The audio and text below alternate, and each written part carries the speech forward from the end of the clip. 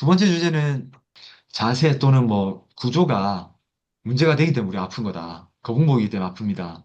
아까 말했던 뭐 무릎이 이렇게 들어가 있기 때문에 관절염이 생겼다라고 얘기를 하는데 그런 것이 아니라고 얘기를 하고 있잖아요, 저희는. 그러면 그거에 대해서 그럼 그게 아니라면 무엇이 통증을 일으키는지에 대해서 한번 얘기를 해봤으면 좋겠습니다. 요거는 근데 저희 다른 팟캐스트에 이 주제가 다뤄진 걸로 아는데, 그러니까 자세나 구조의 문제가 아니라면 무엇이 통증을 일으키는가?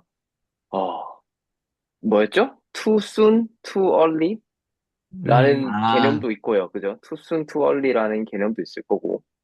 그리고 자세나 구조가 아니라 이 사람의 건강 자체가 문제가 될 수도 있겠죠. 뭐 수면 시간, 수면의 질, 뭐 아니면 그 다른 심리적인 요소들, 먹는 약물들, 뭐 이런 것들이 될 수도 있고, 아니면 뭐 신경이나 면역의 상호작용, 아니면 이런 내분비계의 변화 자체도 통증을 만들 수도 있고, 그래서 통증을 만들 수 있는 이런 타입들이랑 요소들이 굉장히 복잡하게 많고, 저희는 물리치료사로서 그런 것들이 어디에 얼만큼 영향을 주는지 이렇게 조금 체계적으로 분석을 하는 직업이다.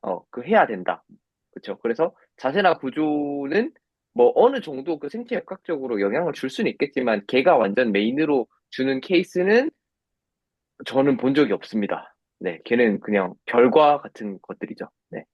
보통 이거 이거를, 최근에 제가 그 니콜스 선생님이 쓰신 데이비드 니콜스 선생님이 2018년에 쓰신 그 책 중에 그 물리치료의 종말이라는 책이 있거든요. 제가 그거 되게 최근에 감명 깊게 읽었는데 거기서 물리치료는 곧 종말할 것이다라고 얘기해요, 처음에. 그래서 뭐지 이거는 되게 비관적인 사람의 이야기인가라고 생각을 했었거든요. 제대로 근데 비판적이네. 엄청 비판적이죠. 평생을 물리치료사로 오셨던 분인데 음, 왜 이런 얘기를 했을까에 대한 책을 보니까 여전히 우리 투메니닷이랑 지금 이야기하는 지금 같은 맥락인 거예요. 모든 치료사가 환자를 너무 기계적으로만 봐요. 근데 음, 이게 물리치료가 발전해온 역사를 보면 그럴 수밖에 없었던 것도 있거든요. 의사나 뭐 간호사나 혹은 다른 헬스케어 프로바이더들이나 이런 분들은 되게 다양한 분야에서 통증에 대해서 좀 공부를 하고 학문을 넓혀가는 반면에 치료사는 사실 물리치료사 자체가 바이오메카닉스에 되게 초점을 많이 둘 수밖에 없게 발전이 되어 왔어요. 과거부터. 그러다 보니까 이제 우리가 물리치료사의 렌즈로만 자꾸 환자를 보려고 하는 게 문제인 거거든요. 그럼 구조가 아니면 무엇이 문제입니까라는 거를 정신과 의사한테 말해보면 뭐가 문제라고 얘기할까요? 정신과 의사. 정신이 문제죠. 정신과 의사가 정신이 문제라고 문제죠. 얘기할 겁니다. 음. 그리고 또 영양사한테 가서, 그 영양 전문가한테 가서 이 통증은 왜 발생된 거냐고 물어보면 영양 때문에 식단이 그런 거라고 문제죠. 얘기할 예. 겁니다. 그죠? 식단. 또 식단이 스트렝스 문제지. 코치의 렌즈를 갖고 있는 사람들은 내가 왜 아픈 거냐 그러면 약해서, 훈련이 아, 잘못돼서 아픈 거라고 할 거고요. 또 내과 의사한테 가면 뭐 내분비계에 문제가 생겼을 수도 있다고 얘기할 거고. 그러니까 이게 음, 렌즈라는 개념을 좀 잘 알고 있어야 돼요. 우리가 자꾸 바이오메카닉스 렌즈만 끼고 환자를 이렇게 보려고 하거든요, 이렇게. 근데 이렇게 되면 통증을 구성하는 요소인 아주 작은 요소밖에 집중하지 못하게 되는 거고요. 통증과 관여하는 정말로 수많은 요인들을 우리가 다 각자의 렌즈로, 다양한 렌즈로 환자를 평가할 수 있어야 되는데, 왜 그런 구조가 아니면 뭐가 문제인데라고 얘기하는 것은 안타깝게도 그런 시선에 대한 지식이나 렌즈에 대한 다양성이 조금 부족할 수 있겠다라는 생각이 좀 들어요. 그래서 우리가 모든 환자를 평가하거나 설명을 할 때 물리치료사의 렌즈만 보고 이렇게 환자를 평가하고 설명을 하니까 음. 자꾸 이제 그럼 자세가는 뭐가 문제냐 혹은 신체적 결함이 통증의 원인이라면 도대체 뭐가 문제냐 이렇게 화를 내시듯이 다그치듯이 얘기하시는데 조금 더 다양한 렌즈로 통증을 이해하시다 보면 우리가 기존에 알고 있던 그런 내용들이 통증의 중요한 기여 요인이 될 수도 있겠지만 생각보다 그렇게 크리티컬하지 않을 수도 있다라는 얘기죠. 그래서 아까도 나왔지만 제가 제일 좋아하는 얘기가 있잖아요. 통증을 결정하는 건 부품의 상태가 아니라 건강이다. 여기서 말하는 건강이 신체적 건강만 의미하는 게 아니라는 걸 좀 알아주셨으면 좋겠습니다. 근데 만약에 진짜 그 말하는 것처럼 그 렌즈를 만약에 이 존중을 한다면 과감하게 다른 프로페셔널한테 보낼 수 있는 용기도 있어야 되는데, 솔직히 그렇지도 않잖아요. 예. 저희한테 오면 뭔가 내가 의사보다 더 잘 치료해야 된다, 이런 마음으로 임하기 때문에, 예, 그 렌즈는 진짜 저희가 확장을 하던가, 아니면 진짜 용기 있게 다른 사람한테 리퍼를 할 수 있거나 해야 된다고 생각이 되네요.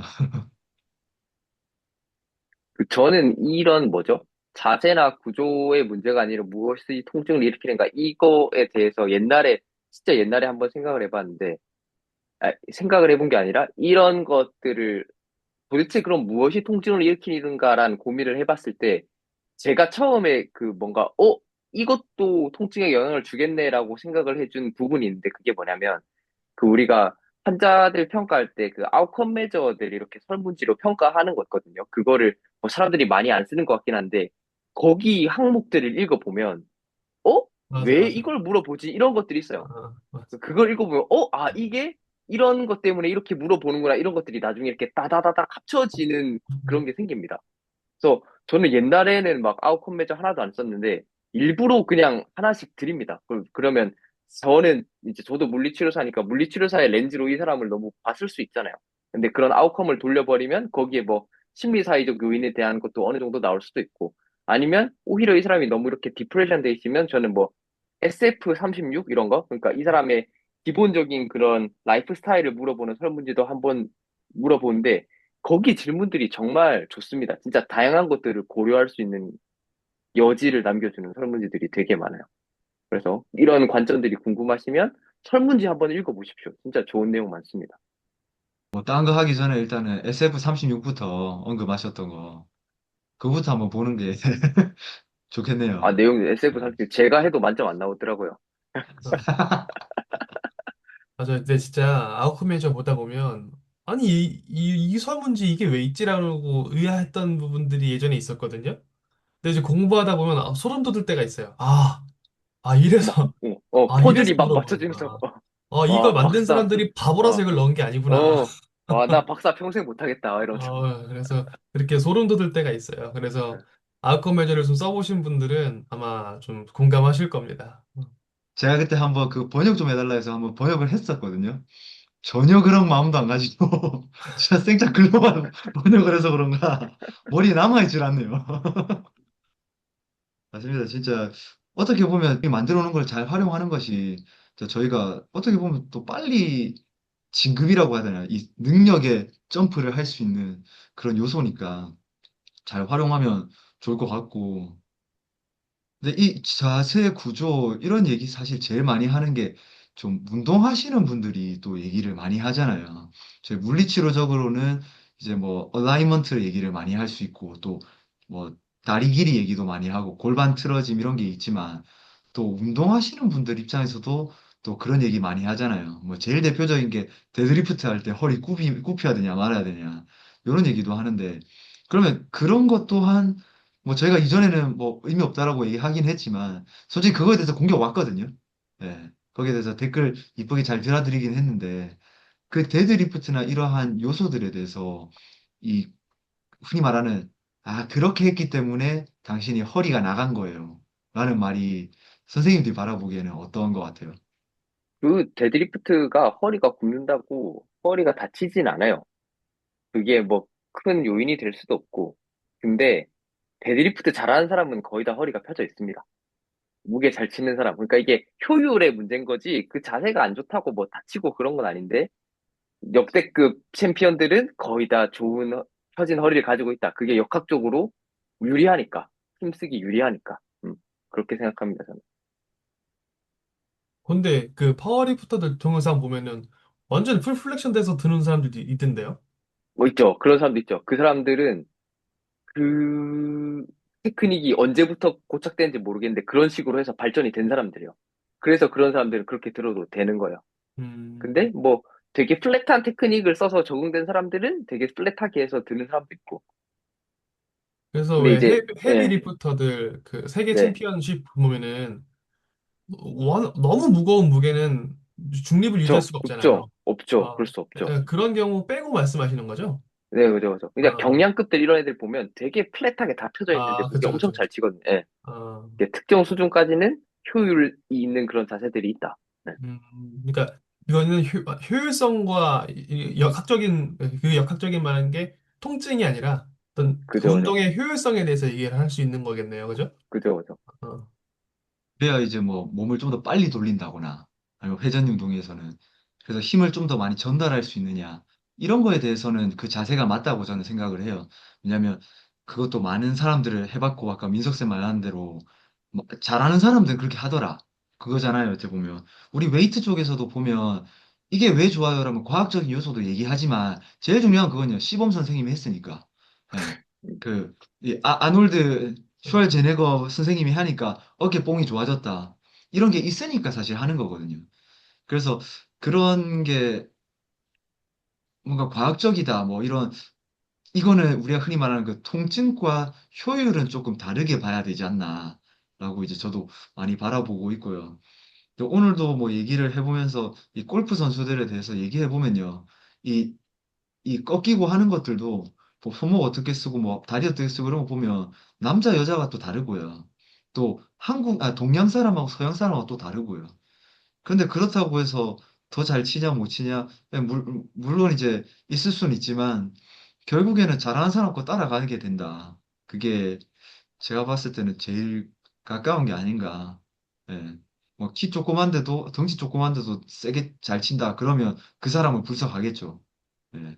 저번에 용규쌤이 얘기해 주셨던 것 같은데 뭔가 이루어지고 나서 그 다음에 그걸 막 찾아간다고 예, 오히려 음, 처음에 딱 이거기 때문에 이렇게 가야 돼 이게 아니라 저 잘하는 사람 있으니까 쟤를 분석해 보니까 이게 맞네 이렇게 해서 그때부터 이제 뭐 만들어 간다 예, 이론을 만들어 가는 그런 요소가 있는 것처럼 뭔가 아직까지는 그 최적의 이 방법이라는 거는 아무것도 없이 빌드업을 하기보다는 잘한 사람들을 가지고 얘는 이러니까 좋더라 라는 얘기를 하잖아요.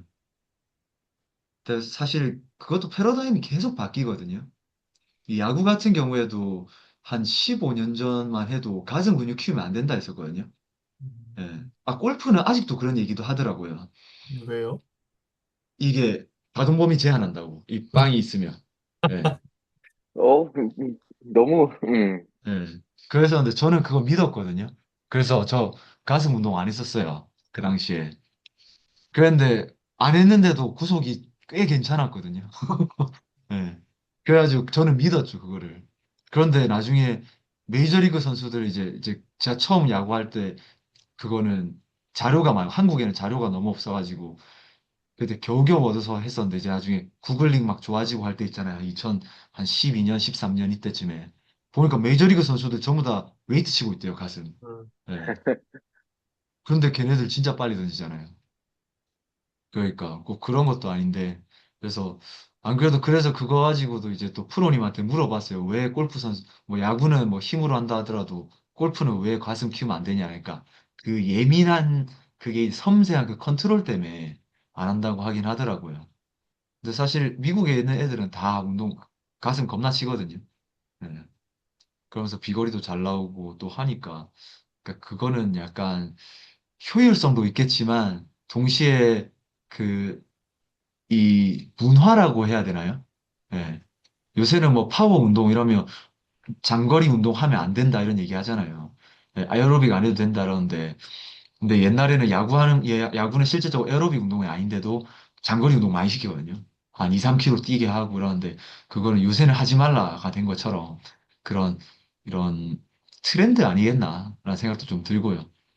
그러면 쌤들 생각에는 이 자세 자체가 통증을 일으킨다기보다는 이제 효율적으로 그냥 바라보는 것이 조금 더 괜찮겠다라고 바라볼 수 있겠네요.